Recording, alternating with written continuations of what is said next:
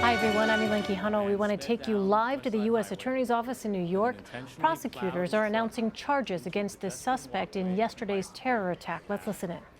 Hitting and running over people who were simply trying to enjoy a sunny afternoon in New York City. He killed 8 innocent human beings and injured at least a dozen other people. That man, as alleged in the complaint filed today, was Sayfullo Saipov. Today, thanks to the incredible work of the FBI, the NYPD, the Joint Terrorism Task Force, and law enforcement in the city and around the country, just about 24 hours after Saipov's attack, we now have him charged with federal crimes of terrorism. The complaint filed today charges Saipov with 2 counts. First, material support of a terrorist organization, that being ISIS. And second, a federal charge of violence and destruction of a motor vehicle with willful disregard for the safety of human life that resulted in multiple deaths. As the complaint alleges, after speeding through the walkway and bicycle paths, running over and killing people, Saipov crashed his truck into a school bus carrying children. Then he got out, yelled, "Allahu Akbar," meaning God is great, brandishing 2 weapons, which turned out to be a paintball gun and a pellet gun. He was ultimately stopped by a brave police officer, Ryan Nash, who confronted him and shot him in the abdomen. In the short time since this attack, as alleged in the complaint, we have developed evidence establishing that Saipov committed this attack in support of ISIS. That evidence is laid out in the complaint, but it includes the following: a note that was recovered just outside the truck that read, in part, "No God but God, and Muhammad is his prophet," and Islamic supplication, "It will endure," a phrase commonly used to refer to ISIS. Also, a search of cell phones found in a bag that he was carrying, a search conducted pursuant to court-authorized wiretaps, revealed thousands of ISIS-related images and about 90 videos depicting, among other things, ISIS fighters killing prisoners by running over them with a tank, beheading them, and shooting them in the face.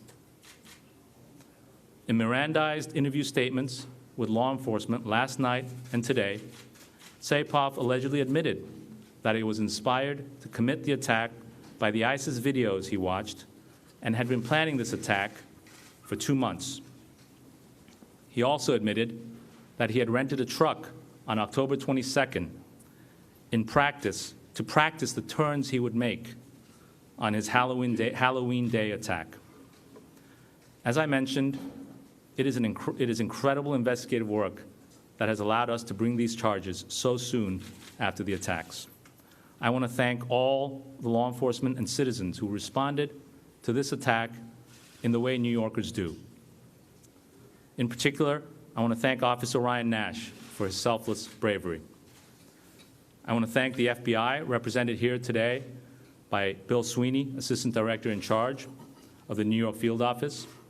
Their work in this case, as in all terrorism matters that we've worked with them on, has been extraordinary. I also want to thank the NYPD, represented here today by First Deputy Commissioner Benjamin Tucker and Deputy Commissioner John Miller. Their leadership and that of Commissioner O'Neill over the greatest police force in the world has helped keep our city safe. And in the wake of yesterday's attacks, the NYPD has kept our citizens reassured and continuing to live our lives. Finally, I want to thank the terrorism prosecutors and investigators in my office who jumped on this immediately and haven't gotten any sleep since. AUSA's Andrew Beatty, Amanda Hull, Matthew LaRoche, who are not here because they're in court at the presentment, and investigators Kevin Song and George Corey, as well as the supervisors of our Terrorism and International Narcotics Unit who are here with me, Sean Buckley and Elon Graff. The folks in that unit, working with the FBI, the NYPD, the JTTF, have a long and unblemished track record of successfully investigating and prosecuting domestic and international terrorists, whether it's the Chelsea bomber, just convicted a few weeks ago on all counts, who will be serving life, mandatory life in prison, or the other terrorists convicted in our courthouse just down the street in the last few years alone. That list includes the recent convictions by this office after the trial of Salman Abu Ghaith, Osama bin Laden's son-in-law, Abu Hamza, the United Kingdom-based radical cleric, Ahmed al-Gamal, the homegrown ISIS supporter, and Khalid al-Fawaz, one of al-Qaeda's embassy bombing defendants. It is an amazing record of success. Of the 8 innocent people Saipov allegedly killed yesterday, 2 were Americans, and the rest were foreigners visiting New York City. It has been reported that 5 of the victims were childhood friends from Argentina, celebrating a high school reunion. Those Argentinian men came here, like the millions of other visitors, to see the sights and spend some time in the greatest city on earth. For the same reasons that millions visit this city and find it so special, alleged terrorists like Saipov view the city as a prime target for their hate-filled crimes. But the thing is, for the alleged terrorists like Saipov, they will find in New York City something else: justice. They will find and have found that law enforcement and everyday people in this city are not afraid of their evil. They see through their false, hateful rhetoric and are committed to bringing them to justice. And that is what we intend to do with Sayfullo Saipov. I'd like to bring to the stand now Bill Sweeney, Assistant Director in charge of the FBI. Thanks, Chair. Good evening. For the past 24 hours, hundreds of personnel from the Joint Terrorism Task Force, both on this side of the river and in New Jersey, have been working around the clock, developing and tracking leads and executing searches as we dig deeper into the life and motivations of Saipov. The charges announced this evening, while significant, should be taken as no indication that our work here is over. We will continue to employ all investigative techniques necessary to fully understand his social network and to unearth his motivations. Rest assured, we will not stop until every last lead has been covered. I do have one recent update I'd like you to make you aware of. Earlier, as we came in this evening, we were seeking information about an individual. Many of you in this room received that alert. We are no longer seeking that individual. We believed he had information related to yesterday, but we are not looking for that individual any longer. I would encourage anybody who believes they knew Mr. Saipov or has information about yesterday to proactively contact law enforcement. A reminder to the public that the tip line is 1-800-CALL-FBI with information that may help us in any way. We also have a link set up where you can upload any photos, any videos you may think are relevant. That link is fbi.gov/NYC Tribeca. The NYPD also has their tip line set up at 1-800-577-TIPS. Following the Chelsea attacks in September of last year, I highlighted the importance of an engaged public. Today is no different. I cannot overstate the critical role the public plays in combating these threats. Please remain engaged, be aware, and immediately report suspicious activity to the authorities.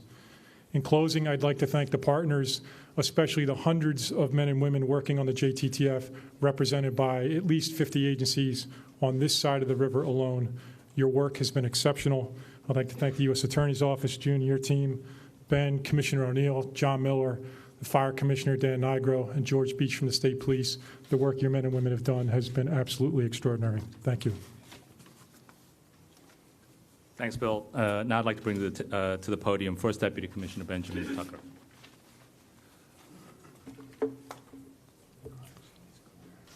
Good evening. Today's announcement of an indictment of Sayfullo Saipov on federal charges sends the strongest message to those who seek to commit acts of terror in our country. This swift and decisive charges demonstrate the resolve of our local and federal law enforcement who work so closely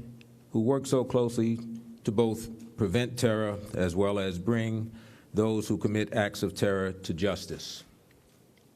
The NYPD wishes to thank our close law enforcement partners in the FBI, especially FBI Assistant Director Bill Sweeney, and our federal prosecutors in the Southern District, led by Acting Assistant U.S. Attorney, United States Attorney for the Southern District, June Kim.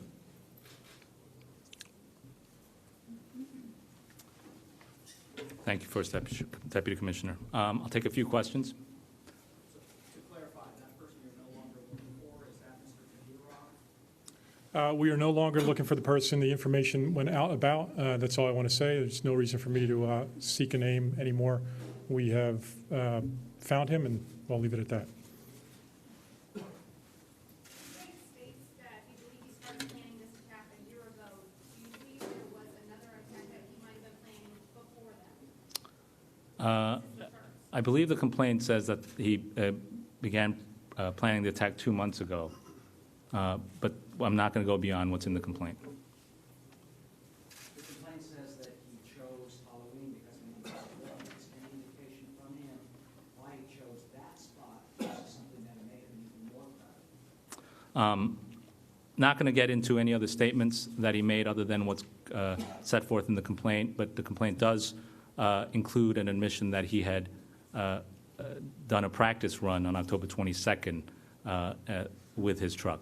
So beyond what's in the complaint for now, I'm not going to go into other statements he may have made. June, are the two charges currently charged, either of them death eligible, and do you expect the government to authorize your office to seek the death? The second charge is death eligible. Correct. And the material support charge is life, is the maximum. As you know, the process by which whether the department decides to seek the death penalty or not goes through a process in the department. It's also worth noting that this is a complaint.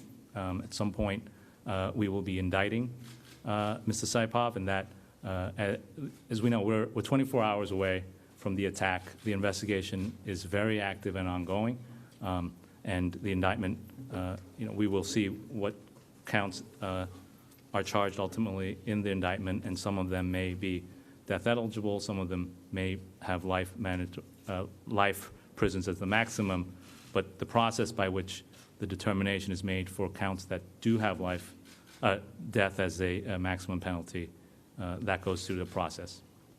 Yes? Is it possible that he originally intended to hit people on Brooklyn Bridge? Because it mentioned that in the complaint. Or walkway? Beyond what's in the complaint and his statements, I don't think there's anything else that I can get into. The White House has said that they could consider him an enemy combatant. Is it possible that he could be sent to Gitmo? Is there another process that he could be considered that way? As I understand it, the determination of someone being declared an enemy combatant is one that gets made way above my pay grade. This is an office of federal prosecutors. There was a number of federal crimes committed as set forth in the complaint that we were able to prove, and we brought the charges, and we intend to proceed with them. Whether or not someone will be designated as an enemy combatant or not, that's a determination that will be made elsewhere. What will happen after these charges, for example? Potentially. I believe in the history, if you look through precedents, there can be federal charges in place, and then someone can be declared an enemy combatant. But as I said, those are determinations that other people make. Yes? The 90 videos, the photos that were on the cell phones, was that on his person, or did you get that from his home in New Jersey? I believe the complaint alleges that the cell phones that we obtained a search warrant for and that had these images were in a bag that he was allegedly carrying at the time of his attack. At the time of the incident. Correct. And Commissioner, when the videos, the photos, I mean, what you've seen as far as the social media channels you mentioned before, is this a case where this is another guy who completely radicalized himself domestically in this country since he was here in 2010? We don't know his path of radicalization yet. The exploitation of these telephones pursuant to search warrants is a process because of the volume of material in there that is still in progress and will go on for a while. I think if you examine the component pieces of his attack, obtaining the vehicle as outlined in the complaint, testing the vehicle for the high-speed attack, learning to use it properly, having secondary weapons inside, multiple knives, and trying to achieve maximum lethality certainly is indicative, along with the amount of material in his telephone, that he was a follower of ISIS propaganda, social media, and frankly, tactical instruction. Okay, we'll take one more question.